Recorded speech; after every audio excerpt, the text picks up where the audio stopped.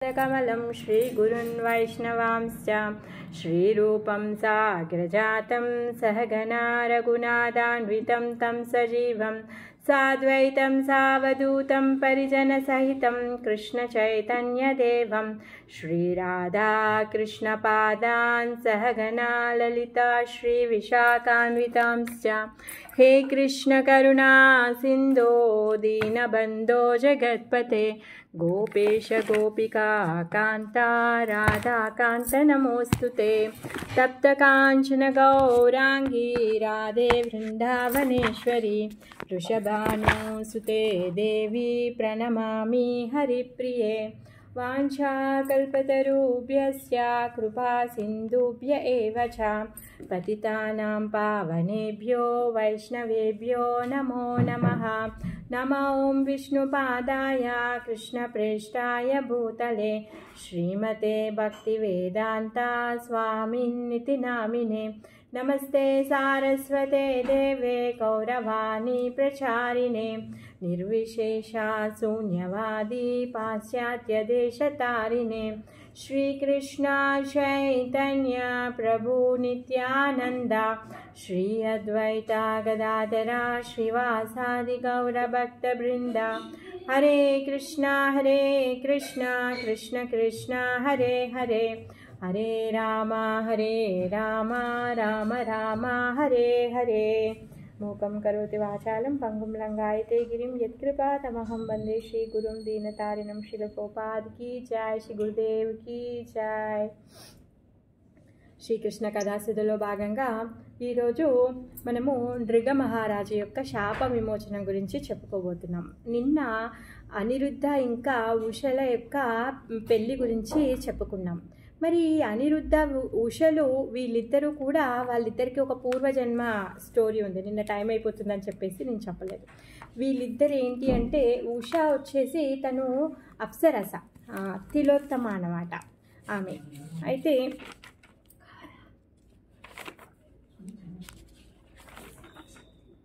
ఆమె యొక్క లోకాన్ని నుంచి ఇక్కడికి గంధమాదన పర్వతానికి తను వస్తూ ఉండేదన్నమాట. మరి ఆమెను కలుసుకోవడం కోసం అని చెప్పేసి అతల లోకంలో ఉన్నటువంటి ఒక సాహసి అనే అతను కూడా వచ్చేవాడనమాట. వీళ్ళిద్దరూ ఆ గంధమాదన పర్వతం మీద కలుసుకొని వీళ్ళిద్దరు ఎంజాయ్ చేస్తూ ఉండేవాళ్ళు అనమాట. అక్కడికి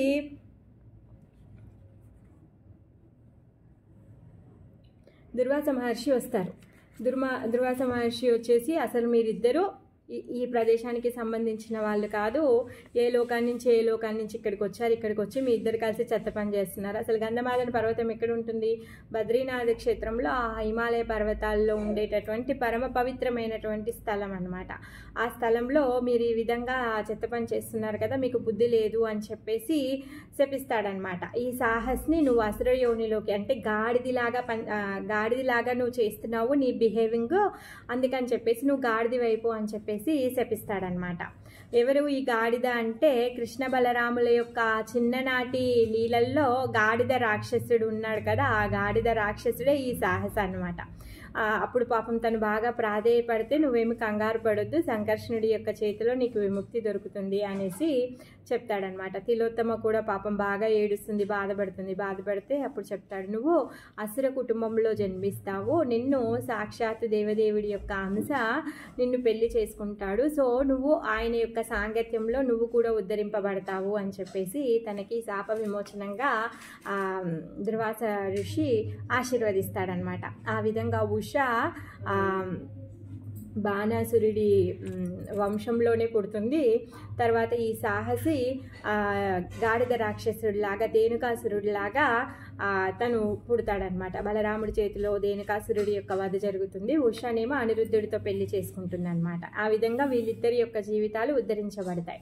మనము నిన్న ఇంకా యుద్ధంలో ఈ విష్ణుజ్వరము ఆయుధాన్ని ఎప్పుడైతే కృష్ణుడు వదిలినప్పుడు శివజ్వరము పాపము తను నేను తట్టుకోలేకపోతున్నాను అని చెప్పేసి తన స్వామిని వదిలేసి కృష్ణుని దగ్గరికి వచ్చి ప్రార్థించడం మొదలు పెడుతుంది. నువ్వే సర్వకారణ కారణుడివి, నువ్వే సమస్తానికి సృష్టించడానికి లయింప చేయడానికి అన్నింటికీ కూడా కారణం నీవే అని చెప్పేసి నిజమైన యజమానివి నీవే, అందరి హృదయాల్లో ఉన్నటువంటి పరమాత్మవి నీవే అని చెప్పేసి సకల శక్తిమంతుడా నేను ఇప్పుడు నిన్ను శరణాగతి పొందుతున్నాను, నన్ను నువ్వు నీ శరణాగతి పొందిన వాళ్ళని నువ్వు కాపాడుతావు కదా, సో నువ్వు నన్ను కాపాడు అనేసి శివజ్వరము వచ్చేసి ప్రార్థిస్తుందన్నమాట. ప్రార్థించగా అప్పుడు కృష్ణుడు ఎవరైతే తన పాదపద్మాల శరణాగతి తీసుకుంటారో వాళ్ళకి తను ఎట్లాగూ రక్షణ ఇస్తాడు కాబట్టి మెచ్చుకుంటాడు. సరే తను చేసినటువంటి ప్రార్థనకి మెప్పొంది తను ఏం చేస్తున్నాడు, సరే అని చెప్పేసి తన యొక్క విష్ణు జ్వర ఆయుధాన్ని ఏమంటారు సడలింపు చేస్తాడు. అప్పుడు ఇంకా ఈ శివజ్వరానికి ఒక వరాన్ని కూడా ఇస్తాడనమాట. ఎవరైతే ఈ వృత్తాంతం అయితే వింటారో ఆ వృత్తాంతం విన్న వాళ్ళందరికీ అంట అధిక జ్వరం రాదంట, అతి జ్వరం రాదంట. తర్వాత ఇంకా శూత గోస్వామి ఏం చెప్తారు అంటే, ఎవరైతే ఈ దివ్య మంగళకరమైనటువంటి యుద్ధం ఉంది కదా, ఈ యుద్ధ వివరాలని పొద్దున్నే తెల్లారుజామున విన్న వాళ్ళు స్మరించిన వాళ్ళకంట ఏ విషయంలో కూడా అపజయం అనేది కలగదంట, అన్ని విషయాల్లో కూడా విజయాన్నే పొందుతారంట. ఈ ఉషా అనిరుద్ధ వివాహంలో జరిగినటువంటి శివ ఇంకా కృష్ణుల మధ్యలో జరిగినటువంటి ఆ యుద్ధం ఏదైతే ఉందో ఆ యుద్ధాన్ని విన్న వాళ్ళకి అన్ని జయాలే కలుగుతాయి అని చెప్పేసి సుఖదేవ గోస్వామి చెప్పారనమాట. ఆ విధంగా ఇంకా సుఖదేవ గోస్వామి పరీక్షిత్ మహారాజ్కి కథలు చెప్తూ ఉన్నాడు కృష్ణుడి యొక్క లీలలు. దీంట్లో భాగంగా ఈరోజు చెప్పేటటువంటి కథ ఏంటంటే నృగ మహారాజు యొక్క శాప విమోచనం. మరి ఈ నృగ మహారాజు యొక్క శాప విమోచనము చాలా ముందే అయిపోయింది. యాక్చువల్గా వీళ్ళందరూ ఆడుకోవడానికి వెళ్ళారు. ఎప్పుడైతే అనిరుద్ధుడు పుట్టేశాడు, కాకపోతే అనిరుద్ధుడు పెళ్లి కంటే ముందు జరిగినటువంటి సంఘటన అన్నమాట ఇది. ఒకరోజు వీళ్ళందరూ సాంబుడు, ప్రద్యుమ్నుడు, అనిరుద్ధుడు లేడు అనుకుంటా, బహుశా అనిరుద్ధుడు పుట్టలేదు, ప్రద్యుమ్నుడు చిన్నగా ఉన్నప్పుడే వీళ్ళు ఆడుకోవడానికి వెళ్తారనమాట. అప్పుడు జరిగినటువంటి స్టోరీ ఇది.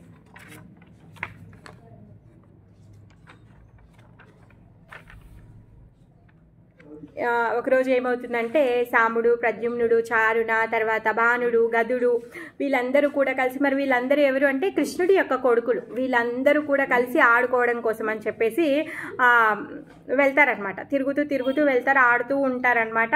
ఆడుతూ బాగా అలసిపోయారు, బాగా ఆడారు, అలసిపోయారు. దాహం వేస్తుంది. నీళ్లు తాగడం కోసం గాను బావిని వెతుకుతూ ఉన్నారనమాట. అక్కడ దగ్గరలో ఒక వనం ఉంటుంది, ఆ వనంలోనికి వెళ్తారనమాట. ఆ వనంలోకి వెళ్తే అక్కడ ఒక పెద్ద బావి కనిపిస్తుంది. ఆ బావిలోకి వెళ్ళి ఆ బావి దగ్గరికి వెళ్ళి నీళ్ళు తీసుకొని తాగుదాము అని చెప్పేసి వాళ్ళు బావిలోకి తొంగి చూస్తారనమాట. బావిలో తీరా తొంగి చూస్తే నీళ్లు లేవంట. ఏముందంట, ఒక పెద్ద విశాల కాయంతో ఒక విచిత్రమైనటువంటి ప్రాణి ఉంది, ఓ జంతువు ఉంది దాని లోపల. జంతువు కూడా కాదు, అది సరీసృపం లాంటిది. సో అది చాలా పెద్దగా ఉందన్నమాట. అసలు దాన్ని చూడగానే వీళ్ళందరూ కూడా, పిల్లలందరూ కూడా ఆశ్చర్యపోతున్నారనమాట. ఏంటి అమ్మ, ఇదేంటి ఇంత పెద్దగా ఉంది, విచిత్ర ప్రాణి అని చెప్పేసి ఆశ్చర్యపోతున్నారు. వాళ్ళు ఆడుకోవడానికి వచ్చారు. వాళ్ళ దగ్గర కొన్ని తాళ్ళు, తర్వాత పెద్ద పెద్ద ఏవో వస్త్రాలు అవన్నీ ఉన్నాయంట. సో వాళ్ళు ఏం చేశారు అంటే వాళ్ళ దగ్గర ఉన్నటువంటి తాళ్ళు, తర్వాత వస్త్రాలు ఏవైతే ఉన్నాయో వాటన్నింటినీ కూడా జోడించేసి ఆ విచిత్రంగా ఉన్నటువంటి ప్రాణి ఏంటి అంటే అది ఊసరవెల్లిలా ఉందన్నమాట చూడ్డానికి. దాన్ని బయటికి తీద్దామని ప్రయత్నిస్తున్నారనమాట. వాళ్ళ దగ్గర ఉన్నటువంటి తాళ్ళనంతా కట్టేసి దాని లోపలికి వేసి దాన్ని తీద్దామని బాగా ట్రై చేశారు. కానీ ఊసరవెల్లిని వాళ్ళు బయటకి తీసుకురాలేకపోయారనమాట. వాళ్ళు అసలు దాన్ని కదిలించలేకపోతున్నారు. ఆ ఊసరవెల్లి యొక్క సైజు ఎంత పెద్దగా ఉందంటే అది చాలా పెద్ద బావి. ఆ బావి నిండా కూడా అంత పెద్ద సైజులో ఉందంట ఆ ఊసరవెల్లి. అంత పెద్ద దాన్ని వీళ్ళు పాపం వాళ్ళు ఏమనుకుంటారంటే, పాపం మా జీవి పట్ల వాళ్ళకి కరుణ కలిగి, అయ్యో ఈ నీళ్ళల్లో అంటే బావిలో పడిపోయిందే, అది కదలేకుండా ఉంది కదా, మనం హెల్ప్ చేస్తే అది బయటికి వస్తుంది, అది మంచిగా అవుతుంది అని చెప్పేసి వాళ్ళు పిల్లలందరూ కలిసి దానికి హెల్ప్ చేద్దాము అని చెప్పేసి బయటికి లాగడానికి ప్రయత్నిస్తారు. కాకపోతే వాళ్ళు ఏమీ చేయలేకపోతారనమాట. ఇంకా పిల్లలు అందరూ అక్కడి నుంచి తిరిగి ఇంటికి వెళ్తారు. ఇంటికి వెళ్ళి నాన్న దగ్గరికి వెళ్ళి చెప్తారనమాట, నాన్న ఈరోజు మేము ఆడుకోవడానికి వెళ్తే అక్కడ పెద్ద బావి కనిపించింది. ఆ బావిలో ఒక పెద్ద విచిత్రమైన ప్రాణి ఉంది. ఆ ప్రాణిని చూసాము, చాలా ఆశ్చర్యకరంగా ఉంది. మేము ఎంత ట్రై చేసినా కానీ మేము దాన్ని బయటికి అంటే హెల్ప్ చేయలేకపోయాము వెళ్దాం నాన్న అనేసి వీళ్ళందరూ కూడా చెప్తారనమాట. సాంబ, ప్రద్యుమ్న, అంగద వీళ్ళందరూ కూడా వెళ్ళి చెప్తారనమాట. చెప్పగానే కృష్ణుడు మళ్ళీ ఆ పిల్లలందరినీ తీసుకొని ఆ వనం లోపల ఉన్నటువంటి ఆ బావి దగ్గరికి వస్తాడనమాట. వచ్చి చూస్తే కృష్ణుడు ప్రతి హృదయంలో ఉన్నటువంటి పరమాత్మ. ప్రతి ఒక్కరి యొక్క భూత భవిష్యత్తు వర్తమానాలన్నీ కూడా కృష్ణకి తెలుసు. ఎవరు ఏ విధంగా ఏ జన్మ తీసుకున్నారు, ఎందు కారణంగా వాళ్ళు ఈ ప్లేస్లో ఉన్నారు, వాళ్ళ పూర్వజన్మ ఏంటి అన్నీ కూడా ఆయనకు తెలుసు. ఆయనకు తెలియంది ఏమీ లేదు. కాకపోతే ఆయన చేసేటటువంటి ప్రతి ఒక్క కార్యంలో ఒకరికి పాఠం నేర్పించే విధంగా, లేకపోతే అది మనకి పాఠం నేర్పించే విధంగా అది ఉంటుంది.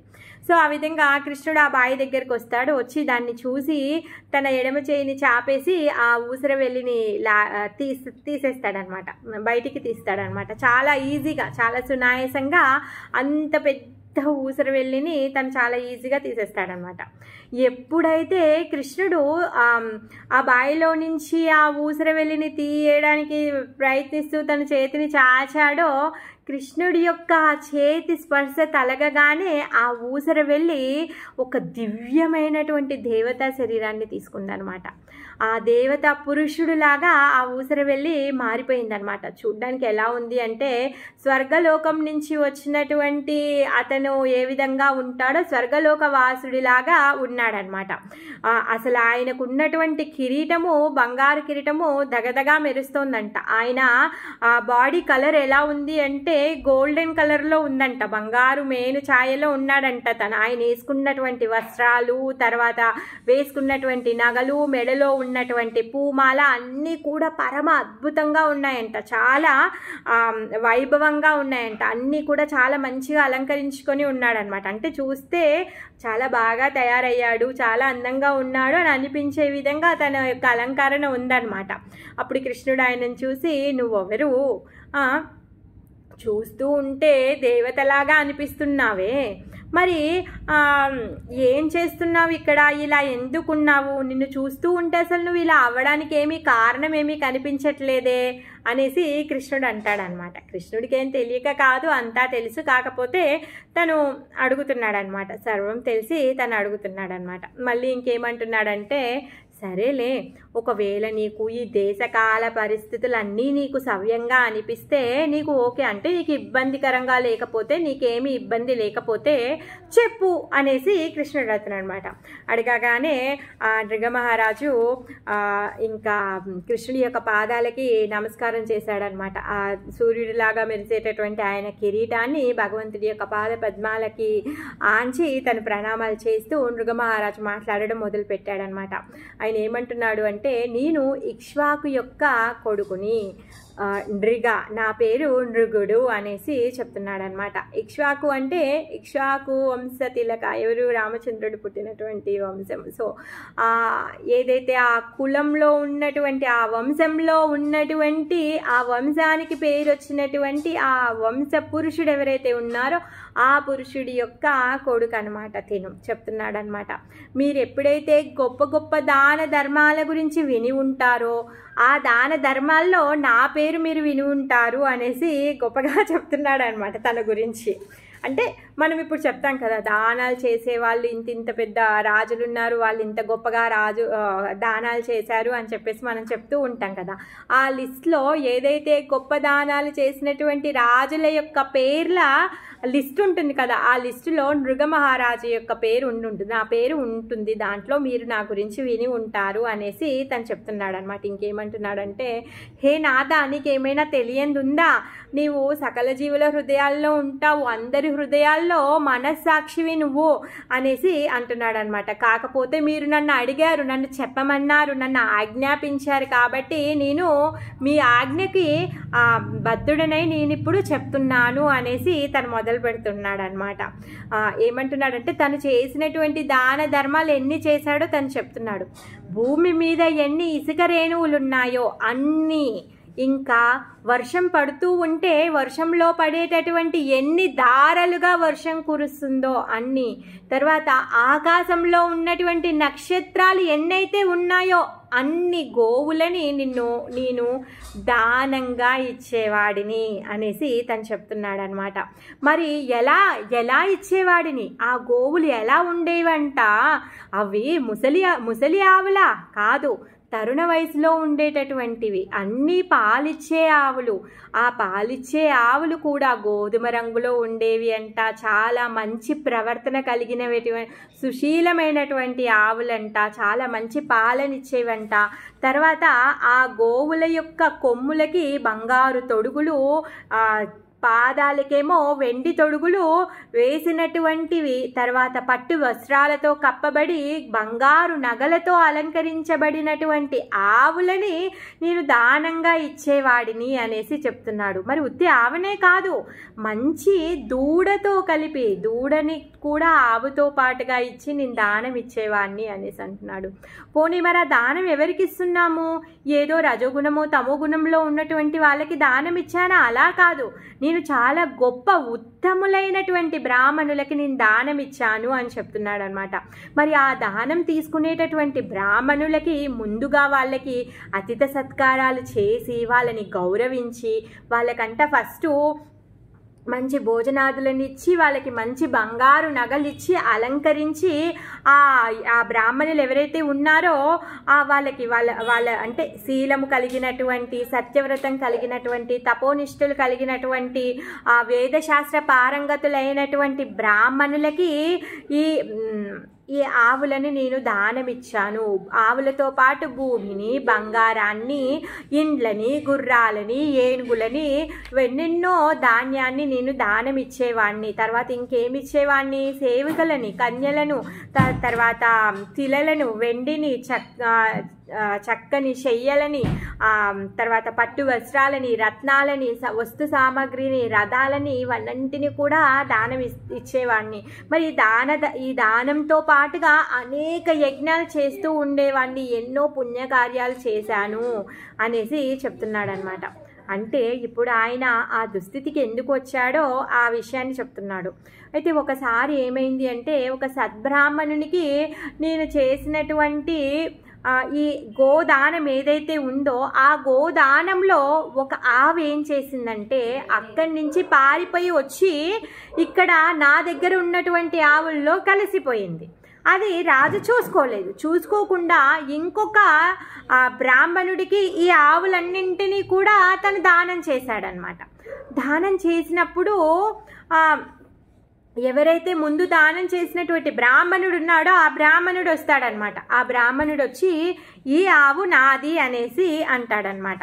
అంటే అప్పుడు ఈ బ్రాహ్మణుడు ఏమంటాడంటే, లేదు నృగ మహారాజు నాకు ఈ ఆవుని దానంగా ఇచ్చాడు అనేసి బ్రాహ్మణుడు అంటాడు. అప్పుడు ఆ బ్రాహ్మణుడు ఏమంటాడంటే, దానం ఇచ్చినట్టుగానే ఇచ్చి తను ఆవుని దొంగలించేసి అది తిరిగి మళ్ళీ నీకు ఇచ్చినట్టున్నాడు అనేసి అంటాడు. సో వాళ్ళ మాటలు వినేసరికి పాపం నృగ మహారాజుకి ఫ్యూజ్ అవుట్ అయిపోతుంది. అసలు ఏం చేయాలో తెలియదు తనకి. అప్పుడు నృగ మహారాజు ఏమంటాడంటే, సరే ఈ తప్పు ఎలా జరిగిందో నాకు తెలీదు, నేను చూసుకోలేదు, నన్ను క్షమించండి. అందుకు గాను ఒక్క ఆవుకి బదులుగా నేను 1,00,000 ఆవులని నేను దానంగా ఇస్తాను, ప్లీజ్ దయచేసి స్వీకరించండి అని చెప్పేసి వేడుకుంటాడనమాట. అప్పుడు ఆ బ్రాహ్మణుడు అంటాడు, లేదు నాకు అవసరం లేదు, నువ్వు 1,00,000 కాదు 1,00,000కి ఇంకొక 10,000 ఎక్కువగా ఇచ్చి దానం ఇచ్చినా కానీ నాకొద్దు అనేసి ఆ బ్రాహ్మణుడు అంటాడనమాట. సో ఆ విధంగా ఈ బ్రాహ్మణులు ఇద్దరు కూడా ఈ విధంగా మాట్లాడడము, రాజుని దొంగ అనడము, దొంగతనం చేసి దాన్ని మళ్ళీ నాకు దానం ఇచ్చావి అనడము, తర్వాత దానం ఇచ్చిన దాన్ని దొంగతనము చేశావు అని అనడం, ఇవన్నీ విని బాగా ఆశ్చర్యపోతాడనమాట. ఇంకా సో వాళ్ళిద్దరు బ్రాహ్మణులకి తను సరైన న్యాయాన్ని చేయలేకపోతాడనమాట. మరి అదే సమయంలో తనకి మృత్యువు కూడా వచ్చేస్తుంది. మృత్యు వస్తే యమధర్మరాజు యొక్క భటులు వచ్చేస్తారనమాట. వచ్చేసి సంయానపురానికి తీసుకొని వెళ్తారు. ఏంటి సంయామపురము అంటే యమలోకం. ఆ యమలోకానికి తీసుకొని వెళ్తారు. తీసుకొని వెళ్ళిన తర్వాత అక్కడ యమధర్మరాజు సభలో కూర్చోపెట్టి నృగమహారాజుని అడుగుతున్నాడు అనమాట. ఏమంటున్నాడంటే, ఇప్పుడు నువ్వు పాపాలని పుణ్యాలని రెండింటిని చేశావు, మరి నువ్వు పాప కర్మలని ముందుగా అనుభవించాలనుకుంటున్నావా లేకపోతే పుణ్యకర్మలని ముందుగా అనుభవించాలనుకుంటున్నావా అని చెప్పేసి యమధర్మరాజు నృగ మహారాజుని అడుగుతాడనమాట. అప్పుడు నృగ మహారాజు ఏమంటాడంటే, నేను ముందుగా నా పాపం యొక్క కర్మ ఏదైతే ఉందో దాన్ని నేను అనుభవించాలనుకుంటున్నాను అని చెప్పేసి నృగ మహారాజు చెప్తాడనమాట. అప్పుడు ఇంకా యమధర్మరాజు సరే అనేసి అంటాడు. తర్వాత ఏమంటాడంటే, నువ్వు చేసినటువంటి పుణ్యం ఏదైతే ఉందో దానికి నువ్వు ఎలాంటి ఐశ్వర్యాన్ని అనుభవించబోతున్నావో దానికి అంతమే లేదు రాజా అనేసి చెప్తాడనమాట. అలా చెప్పి ఇంకా నేను ముందే పాపాన్ని అనుభవించాలి అనుకుంటున్నాను అన్నాడు కాబట్టి సో నువ్వు పతనమైపో అనేసి అంటాడనమాట. ఎప్పుడైతే ఆ యమధర్మరాజు నువ్వు పతనం అయిపో అని ఎప్పుడైతే అంటాడో అప్పుడు ఈ నృగ మహారాజు ఆ యమలోకంలో నుంచి జారి పడిపోతూ ఉండగానే తనకున్నటువంటి నృగ మహారాజు శరీరం కాస్త ఊసర వెల్లిగా మారిపోతుంది. తనకు అర్థమవుతుందంట, నేను ఏ విధంగా మారిపోతున్నానన్న విషయం నాకు అర్థమయ్యింది, నాకు తెలుస్తోంది, నేను ఈ విధంగా పతనం అయిపోయాను అనేసి తను చెప్తూ ఉన్నాడనమాట. ఓ కేశవ, నీ పాద పద్మాలకి దాసుడని అనేసి చెప్తున్నాడు. ఇంకేమంటున్నాడంటే, నేను బ్రాహ్మణుల పట్ల భక్తి కలిగిన వాడిని అనేసి చెప్తున్నాడు. నేను ఇంకా ఈ ఊసరవెల్లి శరీరంలో ఉండి కూడా ఎప్పుడు కూడా నేను మీ యొక్క దర్శనం కోసమే నేను వెయిట్ చేస్తూ ఉన్నాను అనేసి చెప్తున్నాడు అనమాట. మరి నేను ఈ ఊసరవెల్లి శరీరం తీసుకున్నా కానీ నాకు పూర్వజన్మలో ఏం జరిగిందో నాకు అదంతా గుర్తుంది అనేసి తను అంటున్నాడు అనమాట. మరి ఇక్కడ ఆచార్యులు ఏమంటున్నారు అంటే, నృగ మహారాజు అంబరీష మహారాజు లాగా గొప్ప భక్తుడు కాదండి. అంబరీష మహారాజు ఎలాంటి పరిస్థితుల్లో కూడా తన భక్తిని, భగవంతుడి యొక్క పాద పద్మాల వద్ద ఉన్నటువంటి శ్రద్ధని తను ఎప్పుడు విస్మృతి కలిగించేవాడు కాదు. తను ఎప్పుడు కూడా పుణ్యం కోసం ఏ కార్యము చేయలేదు, అన్నీ కూడా భగవదర్పణంగా చేసేవాడనమాట. తను నవవిధ భక్తిలో తన యొక్క పాత్ర ఉంది. శ్రవణం, కీర్తనం, విష్ణు పాద సేవనం, తర్వాత వందనం, దాస్యం, సాఖ్యం, అన్ని విధాలుగా భగవంతుడి యొక్క పాద సేవలో తను ఉండేవాడనమాట. తను ఏ రోజు కూడా స్వర్గ సుఖాలని కానీ ఐశ్వర్యాన్ని కానీ తను ఎప్పుడు కూడా వాంఛించలేదు. మరి ఈ నృగ మహారాజు మాత్రము తను ఏం చేస్తున్నాడు, తను స్వర్గంలో అనుభవించాలి అనేసి అనుకున్నాడు. అందుకే ఆయన అంత గొప్ప పెద్ద పెద్ద పుణ్యకార్యాలు చేశాడు. వాటిని అన్నింటిని కూడా చెప్తున్నాడు. తను ఇంకేం చెప్పుకుంటున్నాడు, నాకు మీ పట్ల, ఇంకా మీ భక్తుల పట్ల, బ్రాహ్మణుల పట్ల నాకు బహు గౌరవం ఉంది అనేసి తను చెప్తూ ఉన్నాడు అనమాట. మరి ఇప్పుడు నేను మీ యొక్క దర్శనం కోసమే నేను వేచి ఉన్నాను అని చెప్తున్నాడు. ఆ మాటకి ఏంటి అంటే, ఒకసారి నృగ మహారాజు యొక్క రాజ్యానికి ఒక భక్తుడు వస్తాడనమాట, వైష్ణవుడు వస్తాడనమాట. వచ్చి ఈ అందరు బ్రాహ్మణులకి ఏ విధంగా అయితే దాన ధర్మాలు చేసే అలవాటు తనకు ఉంది కాబట్టి ఆ వైష్ణవుడు నృగ మహారాజుని ఏమడుగుతాడు అంటే, నాకు ఉత్తమమైన మందిరాన్ని కట్టించండి, ఇంకా శ్రీమద్ భాగవతాలని, భగవద్గీతలని నాకు అందించండి, నాకు ప్రచార కార్యానికి మీరు హెల్ప్ చేయండి అనేసి అడుగుతాడనమాట. అప్పుడు నృగ మహారాజు తను ఏం చేస్తాడు అంటే, తను ఏ విధంగా అయితే కోరుకున్నాడో ఆ విధంగా పెద్ద మందిరం కట్టించడము, భగవద్గీతని, భాగవతాలని ఆయనకు అందించడం చేస్తాడనమాట. చేయడంతో ఆ వైష్ణవుడు సంతృప్తి చెంది, సో నీకు భగవంతుడి యొక్క దర్శన భాగ్యం కలుగుగాక అని చెప్పేసి తను దీవిస్తాడనమాట. ఆ మాటని గుర్తుపెట్టుకున్నాడు కాబట్టి నేను మీ యొక్క దర్శనం కోసమే నేను వెయిట్ చేస్తూ ఉన్నాను అనేసి నృగ మహారాజు అనేసి అంటాడనమాట. ఆయన యొక్క ఆశీస్సుల వల్లనే ఇప్పుడు భగవంతుడి యొక్క దివ్య దర్శనము ఆయన చేసుకున్నాడనమాట. తర్వాత ఇంకేమంటున్నాడంటే, కృష్ణుని సో నేను అంటే ఎప్పటి నుంచో నేను మీ యొక్క దర్శనం కోసం వెయిట్ చేస్తూ ఉన్నాను అనేసి చెప్తాడనమాట. తర్వాత ఇంకేమంటున్నాడంటే, ఎవరైతే ఈ అంటే అష్టాంగ యోగ పద్ధతిలో కానీ భగవంతుడి యొక్క భక్తి చేసే వాళ్ళందరూ కూడా ఏం చేస్తూ ఉంటారు, భగవంతుడి యొక్క ధ్యానం చేస్తూ ఉంటారు.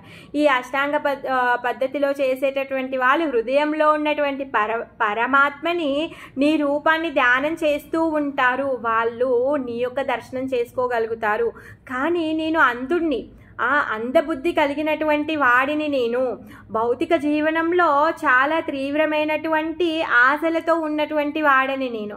అయినా కానీ మీ యొక్క దర్శనం నాకు కలిగింది అని చెప్పేసి తను భగవంతుడిని చూస్తూ ప్రార్థిస్తూ ఉన్నాడనమాట. ఇంకేమంటున్నాడంటే, నాకు ఈ భౌతిక బంధాలు ఏవైతే ఉన్నాయో అవన్నింటినీ కూడా పోయే విధంగా మీరు నన్ను ఆశీర్వదించండి. ఎప్పుడు కూడా నేను ఎక్కడున్నా సరే మీ యొక్క పాద పద్మాలని స్మరించే విధంగా నాకు బుద్ధినివ్వండి అని చెప్పేసి తను వేడుకుంటూ ఉన్నాడనమాట. మరి ఊసరవెల్లి శరీరంలో ఉండి కూడా దేవాది దేవుడి కృష్ణుణ్ణి తను దర్శనం చేసుకున్నాడు అనేసి అంటే అది వైష్ణవుల యొక్క ఆశీర్వాదం అనమాట. ఇంకా తర్వాత తను నాకు సెలవు ఇవ్వండి, నేను వెళ్తాను అనేసి అడుగుతాడనమాట. ఆ విధంగా తను వెళ్ళేటప్పుడు భగవంతుడి యొక్క నామాలను చెప్తూ వెళ్తాడనమాట.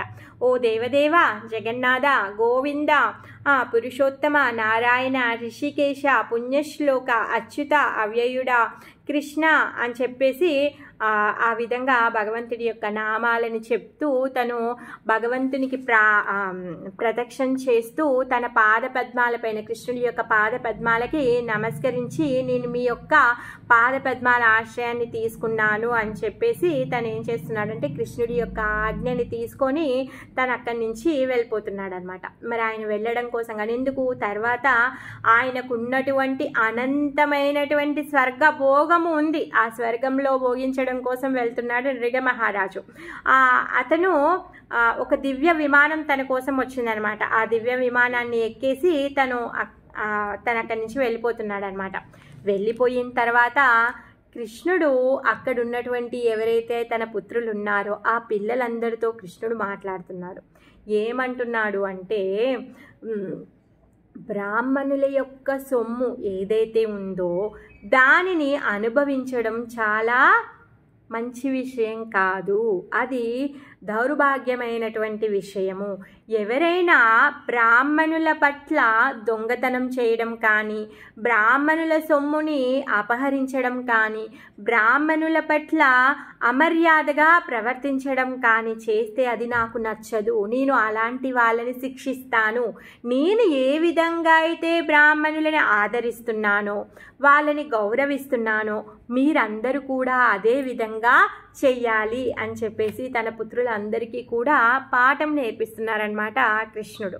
ఏమంటున్నాడంటే, ఎవరైతే బ్రాహ్మణుల యొక్క ధనాన్ని కొంచెం కూడా అనుభవించాలనుకున్నారనుకోండి, అగ్నిదేవుడికి కూడా అరగని వస్తువులాగా అలా ఉంటుందంట. దానివల్ల ఈ బ్రాహ్మణుల యొక్క ధనము కంటే హాలాహాలమే విషము ఏదైతే ఉందో అది అలా పనిచేస్తుందంట.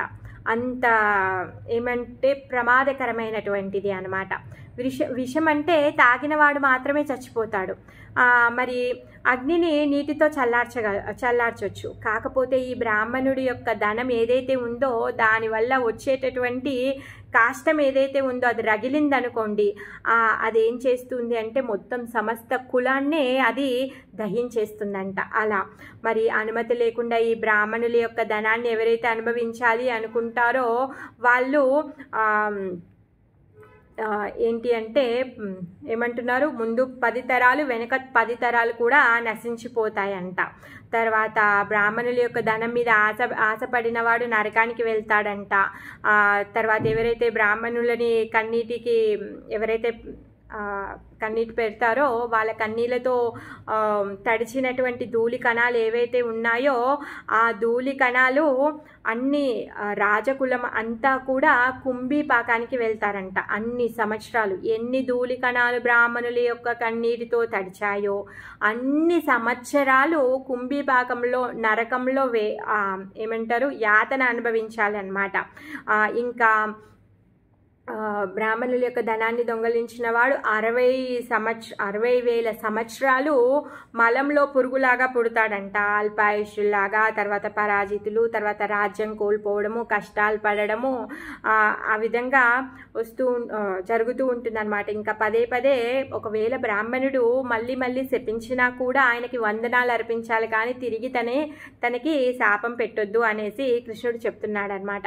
ఆ విధంగా నేను ఏ విధంగా అయితే బ్రాహ్మణుల పట్ల నేను ప్రవర్తిస్తానో, అనుకువగా వాళ్ళని ఏ విధంగా అయితే గౌరవిస్తానో మీరు కూడా ఆ విధంగానే చెయ్యాలి, అది నేను ఇష్టపడతాను అనేసి చెప్తున్నాడు. ఎవరైతే ఈ విధంగా చెయ్యకుండా వ్యతిరేకంగా చేస్తారో వాళ్ళని నేను దండిస్తాను అని చెప్పేసి చెప్తున్నాడు అనమాట.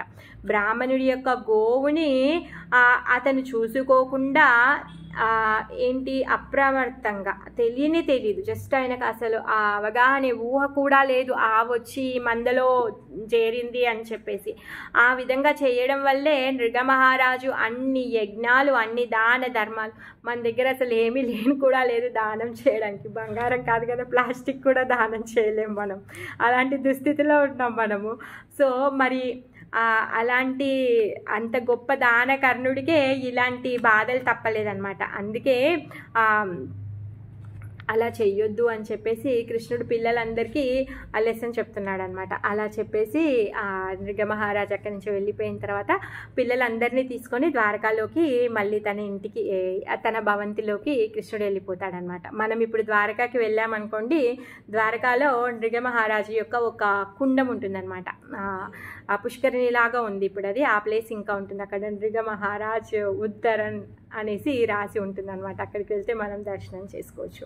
అయితే మనము భానుడి యొక్క దాంట్లో చూసాం ఏంటి, భానుడు తన భుజ బలంతో వచ్చినటువంటి గర్వంతో తనను తాను ఎలా అయిపోయాడు, పతనం అయిపోయాడు.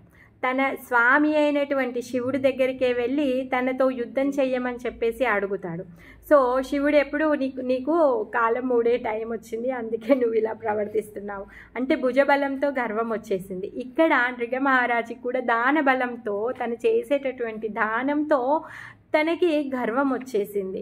అంటే ఏ విషయమైనా కూడా ప్రతి ఒక్కటి కూడా స్వతహాగా మన లోపల ఏదీ లేదు, ప్రతి ఒక్కటి కూడా భగవంతుడి యొక్క కృప ఉంటేనే మన దగ్గరికి వస్తుంది. మనం ఆ క్వాలిటీని ఏదైతే దానం చేసేటటువంటి గుణము కానీ, భుజ బలము కానీ, ఏదైనా సరే ఐశ్వర్యం కావచ్చు, చదువు కావచ్చు, ఏదైనా సరే మన దగ్గర ఉన్నటువంటి ఏదైతే ఆ లక్షణం ఉందో ఆ లక్షణాన్ని మనము భగవంతుడి సేవలో ఉపయోగిస్తే అది సద్వినియోగపరిచినట్టు. అలా కాకుండా ఇప్పుడు నృగమహారాజు తన స్వర్గానికి వెళ్ళి తన యొక్క ఐశ్వర్యాన్ని అంటే స్వర్గ సుఖాలని తను అనుభవించాలి అనేసి అనుకుంటున్నాడు.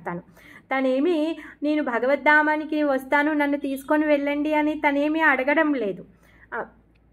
అంటే తనకున్నటువంటి శ్రద్ధ ఎక్కడుంది, ఆ ఇంద్రియ తృప్తి పైన ఉందన్నమాట శ్రద్ధ. అలా కాకుండా మనం మధ్యాహ్నం కూడా చెప్పుకున్నాం ధ్రువ మహారాజు యొక్క ఏదైతే పృథు మహారాజు స్టోరీలో చెప్పుకుంటున్నాం. ధరణి ఏమంటుంది, ప్రతి ఒక్కటి కూడా భగవంతుడి కోసమే ఉన్నాయి, మరి అవన్నీ కూడా భగవంతుడికి అర్పించకపోతే అది దొంగతనం చేసినట్టు, అది పాపం చేసినట్టు, అందుకే నేను నా ఉత్పత్తిని ఆపేశాను అని చెప్పేసి భూదేవి చెప్తుందనమాట. అలానే ప్రతి ఒక్కటి కూడా భగవంతుడి యొక్క సేవ కోసమే భగవంతుడు మనకి ఆ శక్తిని ఇచ్చాడనమాట. ఆ శక్తిని మనము భగవంతుడి యొక్క సేవలో ఉపయోగించడం మాత్రమే మనం చేయాల్సిన పని, అంతే. చాలా సులభమైంది, ఎందుకంటే మనం కలియుగంలో ఉన్నాం కాబట్టి మనం గొప్పగా ఏవి చెయ్యలేం. అందుకే భగవంతుడు మనలాంటి పతిత జీవుల కోసము దేవాదిదేవుడైన శ్రీకృష్ణుడు చైతన్య మహాప్రభు రూపంలో వచ్చేసి మనకి కేవలం హరే కృష్ణ మహామంత్ర జపం చేస్తే చాలు మీరు ఉద్ధరించబడతారు అని చెప్పేసి చాలా పెద్ద డిస్కౌంట్ ఇచ్చారు మనకి. మరి ఇలాంటి డిస్కౌంట్లో కూడా మనము తీసుకోకపోతే మళ్ళీ తర్వాత డిస్కౌంట్ దొరకదు. ఒకసారి డిస్కౌంట్ అయిపోయింది అనుకోండి చాలా పెద్ద మూల్యాన్ని మనం చెల్లించాల్సి వస్తుంది. అందుకే మనము చాలా సులభమైనటువంటి ఈ మంత్ర జపం చేస్తే చాలన్నమాట. హరే కృష్ణ కృష్ణ కృష్ణ హరే హరే, హరే రామ రామ రామ హరే హరే. ఇంత సులభమైంది. చిన్నపిల్లలు కానీ పెద్దవాళ్ళు కానీ ఎవరైనా కూడా ఈ మంత్రాన్ని చాలా సులభంగా జపం చేయొచ్చు. అంత సులభమైన మార్గాన్ని భగవంతుడు మన కోసంగాను ఇచ్చారనమాట. సో ఈ మహామంత్ర జపం చేస్తూ మనము మన లోపల చాలా అనర్థాలు ఉన్నాయి. మనం ఒకటే రోజు శుద్ధ భక్తి చేయలేము. కాకపోతే ఎప్పుడైతే చేస్తూ ఉంటామో మనకి కూడా కొన్ని మంచి లక్షణాలు వస్తాయన్నమాట. ఏ విధంగా అయితే చెడు నీళ్ళల్లో మంచినీళ్ళు పోస్తే ఫస్ట్ పోయగానే ఆ మంచినీళ్ళన్నీ కూడా చెడిపోతాయి. కానీ అదే విధంగా మనం పోస్తూ ఉంటే అంతా కూడా మంచినీళ్ళు అయిపోతాయి. అలానే మనం కూడా మన లోపల ఉన్నటువంటి చెడు లక్షణాల్లో ఈ ఒక్క లక్షణం అలవర్చుకుందాం. భగవంతుడి యొక్క నామకీర్తన, నామ జపము, భగవంతుడి యొక్క కథాశ్రవణం వినడం అనే అలవాట్లని మనం అలవర్చుకోవడం వల్ల మన లోపల ఉన్నటువంటి ఈ మురికి అంతా కూడా రోజుకు రోజుకి కొంచెం కొంచెం తగ్గుతూ ఉంటుందన్నమాట. ఒకవేళ తగ్గకపోయినా కూడా మనం భగవంతుని ప్రార్థించాలి. ఎందుకంటే మనం ఎన్నో జన్మల నుంచి చేసుకున్నటువంటి మరకలన్నీ ఉన్నాయి. ఒకటేసారి సబ్బుతో కడిగేయాలి అంటే కష్టం కదా. అది రుద్దగా రుద్దగా రుద్దగా రుద్దగా బ్రష్ చేసి కొట్టగా కొట్టగా పోతూ ఉంటుంది అనమాట. ఆ విధంగా మనం భగవంతుడి యొక్క కథ శ్రవణం నేసి కొట్టి కొట్టి ఒక రోజుకి తెల్లగా చేసుకోవాలన్నమాట. హరే కృష్ణ. జై శిల ప్రభుపాద్కి జై. జై మాతాజీ. శుభలక్ష్మి మాతాజీ జత్త క్లియర్ చేసుకో మాతాజీ. ఒక్క